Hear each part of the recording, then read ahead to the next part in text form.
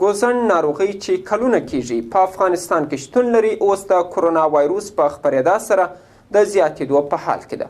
د هرات ولایت ځینې چارواکي بیا وایي چې د دې ناروغۍ د زیاتېدو لامل په لیرو پرتو سیمو کې د امنیت او د یوه ځانګړي مرکز نشتون دی.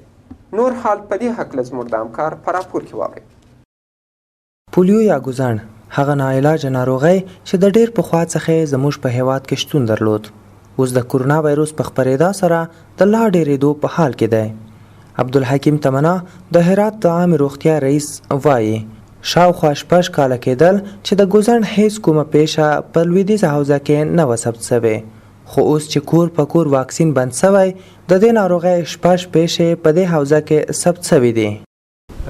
در حوزه غرب ما 6 واقع پولیو داریم و متاسفانه به هرات هم هست. ما اگرچه در 6 سال گذشته نداشتیم ولی همین که پولیو تطبیق کمپاین خانه به خانه بند شد، خب بالاخره و رفت آمدها بین هرات و ولایات حوزه جنوب هم زیاد شد، طبعا یک دو واقع مواقعات ما اضافه شد. لبل خوا د لویدیځې حوزې د واکسینون رئیس ډاکټر عبدالوحید رحماني زیاتوي تر هغه چې د کور په کور واکسین بند سوی دی څه باندې 80 سلنه ماشومان د ګوزڼ د واکسین څخه پاتې سوي دي. در کمپاینایی که به شکل کلینیک به کلینیک تطبیق شده سطح پوشش ما 12 الی 15% بوده، به این معنا که 85% اطفال زیر 5 سال ما از کمپاین‌های واکسین باز ماندن و در پهلوی از او توقف کمپاین‌های ملی واکسیناسیون پولیو هم باعث عزیز شد که یک کتله عظیمی از اطفال زیر 5 سال در سطح کشور اینا از تطبیق واکسین پولیو باز بمانند. چنانچه ما و شما شاهد هستیم که تا فعلا در سطح کشور ما 26 واقع پولیو در سطح کشور داریم. د واکسینون رئیس همداراز وایي چې د تیر کال په پرتله د ګوزڼ په ناروغۍ کې 50 سلنه زیاتوالی راغلی دی. خب اگر ما به تناسب سال قبل محاسبه بکنیم دقیقاً تا همین تاریخ سال 2019 ما 13 واقع مثبت پولیو در سطح کشور داشتیم ولی متاسفانه فعلا 26 واقع در سطح کشور داریم که یک افزایش 50% بر ما نشون میده. د هرات سیمه‌ایزه اداره وایي چې د ګوزڼ ناروغۍ یوازینی لامل په لرې پرتو سیمو کې د امنیت نشتون دی او زیاتوي چې دوی په هڅه کې دي ترڅو دا ستونزه ژر تر ژر حل کړي او نور ماشومان په دې ناروغۍ اخته نشي.